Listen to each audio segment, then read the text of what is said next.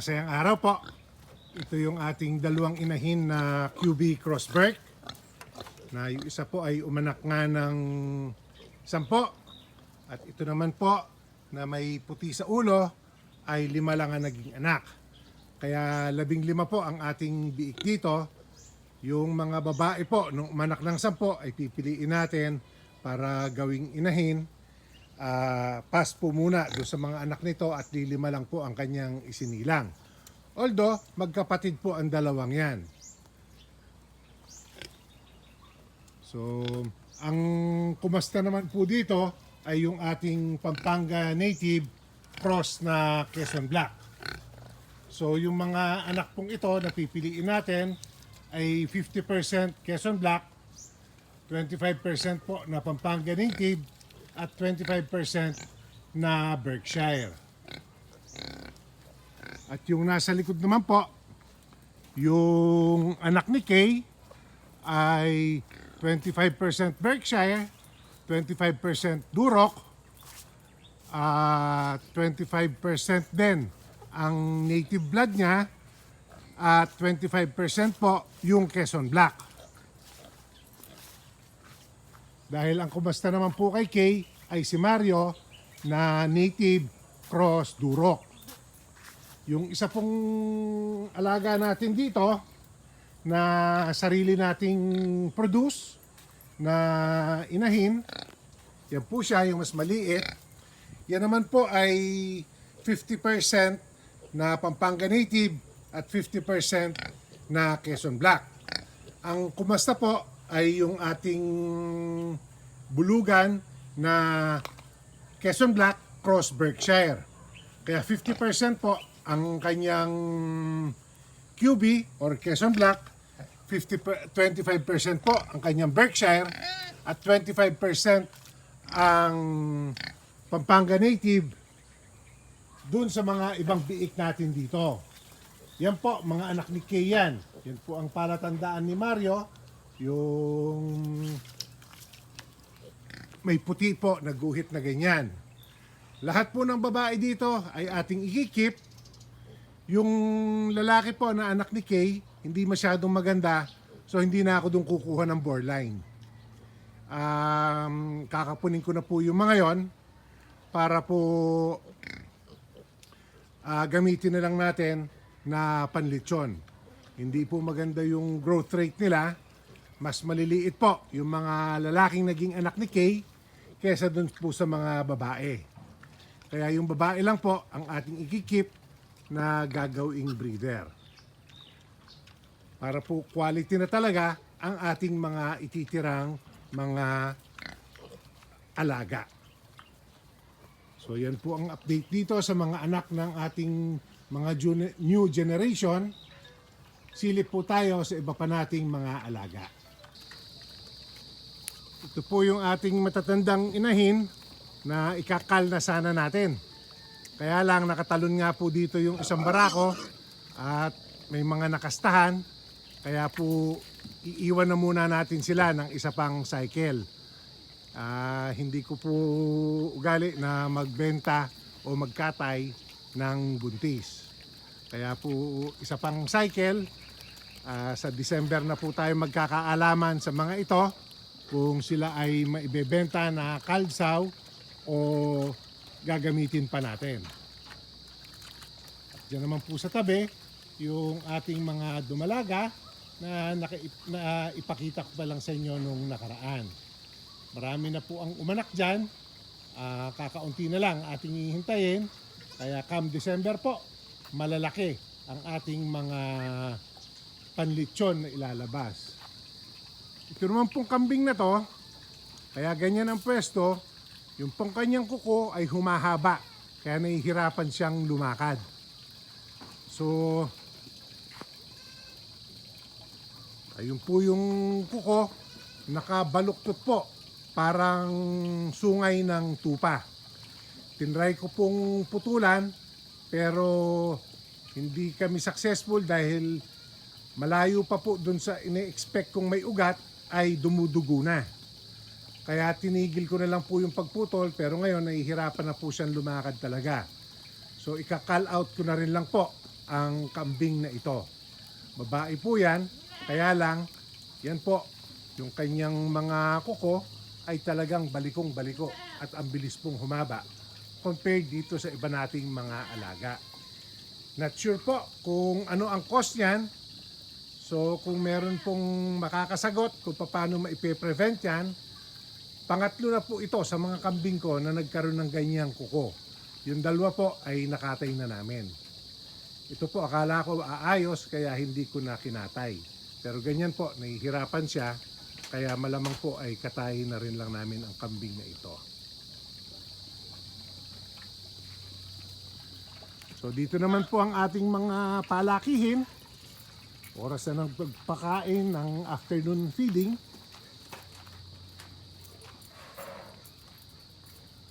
Kaya po, nagsasangkap na. 3 pen na lang po ang ating may laman. Itong first growing pen, ang second to the youngest. Meron po tayong 50 dito. Ito pong second breeding pen, lampas 50 na rin lang po ito, nabawasan na namin. Ito po ang ating pinakamatanda. So next deliver po ay dito na kami babawas ng pang-deliver na litsunin. Itong ating third breeding pen ay bakante na. Siya naman paglilipatan po natin ang ating mga bagong aawatin. Nasabugan na ng apog at asin na naipakita ko sa inyo nung puting-puti pa siya. Nag-uulan po, kaya yan, balik na sa kulay ng lupa uli. At ito pong nasa fourth winning growing natin, ang siyang pinakabata sa ating mga alaga dito, 60 plus po ang mga ito. So, malamang po hanggang August at September ay makukuha natin ang mga ito. Dahil ito pong second growing pen, ang siyang pagkukunan natin ng deliver ngayong July, abutin po siguro ng kaunti ng August. Tapos po, babawasan na natin yung first breeding pen ng August-September naman. Kaya malamang po, itong ating pinakahuling pen, September-October. Pero meron pa po tayong mga palakihin din doon sa may Sampaloc pen.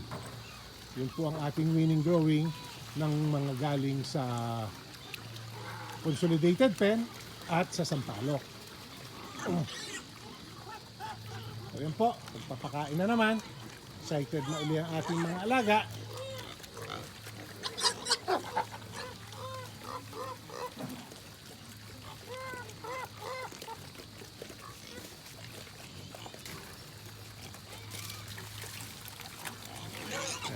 Pag umaga at hapon po, dito lang ang pakain sa labas. Pero pag pamerienda, nagbibigay kami dun sa mga metal feeding trough natin para po hindi masyadong nakabilad. At dahil medyo busog sila, hindi po mabilis ang kain noon. Yan naman po ang mga kambing. Nakikitang nagpapakain na, nakabantay na rin. Maya-maya ay makikisalo na rin sila.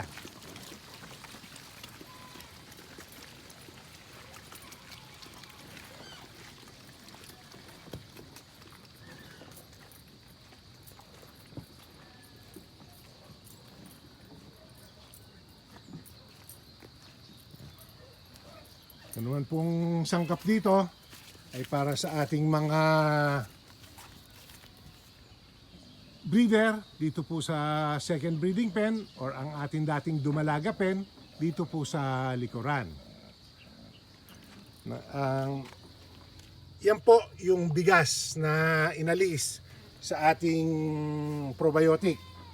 Dahil nagpalit na po ng bigas, every 3 months po ako nagpapalit ng bigas.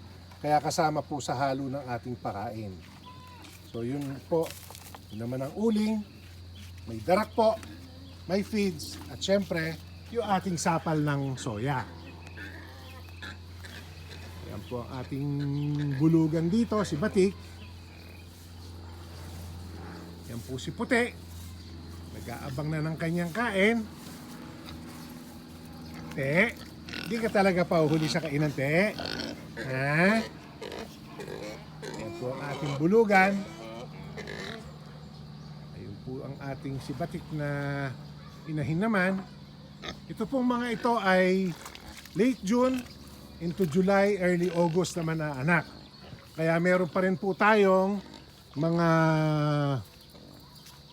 medyo maliit na panglitsyon come December kung may maghahanap po ng maliit. Pero dun sa ating dumalaga pen ngayon, na 6 months po yun sa December, naasahan ko po ay nasa 35 to 45, may magpupush po ng 50 kilos sa mga biik natin doon. Gawa ng bilog na bilog po yung ating mga biik na isinilang ng ating mga dumalaga. Kaya nabanggit ko nga po na mas maganda talagang paidarin natin ang ating mga dumalaga bago gamitin. Kung 8 months po pataas, bago natin sila gamitin, mas mature po ang ating mga alaga, pati po ang kanilang pangangatawan. Kaya po supisyente ang kanilang ilinalabas na gatas at mas magaling po silang mag-alaga ng kanilang mga biik. Ito po ang sad news naman dito, yung huling umanak. Yan po, lilima na lang yung kanyang biik at medyo payat yung kanyang mga biik. Hindi po yata maganda ang quality ng gatas nitong ating inahin ngayon. Hindi naman po siya payat, pero yan po ang kanyang mga biik. Kung i-compare natin dun sa biik ng mga dumalaga natin at yung mga QB po natin sa unahan, ay mas bilog na bilog yung mga biik doon. So yan naman po ang ating mga pangwalay. Baka po next week ay mag-umpisa na kaming manghuli sa mga yan. Meron din po tayong 20 na nasa Sampaloc Pen at meron pong ilan pa dun sa ating consolidated pen. Kaya yan po ang mga mapapalagay dun sa ating third winning growing pen. Yan po, mas malapit-lapit yung mga biik, mas payat po sila. Pinasusupplement ko po ng feeding bottle, nagbibigay si Lito ng gatas sa mga yan, hinuhuli po ng twice a day at nagbibigay po ng milk replacer para po makapahabol-habol. Yung pong ganyang mga inahin naman natin, ang ating aalisin na, yung maliliit po. Kasi nung nakaraan po ay wala tayong maraming mga alaga, kaya lahat ng babae ay atin munang ikinip. So ngayon po na marami na tayong mapagpipilian, pipili tayo ng maayos sa ating mga biik na yun lang po talagang magaganda ang atin ang gagawing mga breeders. Ito po kasi yung ating mga ASF survivor, kaya lahat po ng nabuhay ay kinip ko para po makapagpasa lang nung kanilang resistance sa ASF. Kasi po, yun nga may almost 120 na po tayo sanang breeder nun, kasama yung mga dumalaga, 22 lang po ang nabuhay. Sa ating mga breeder, the rest po ay tinamaan at ibinaon namin.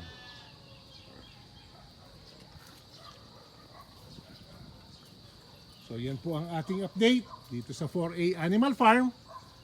Maraming salamat po sa inyong parating pagsama.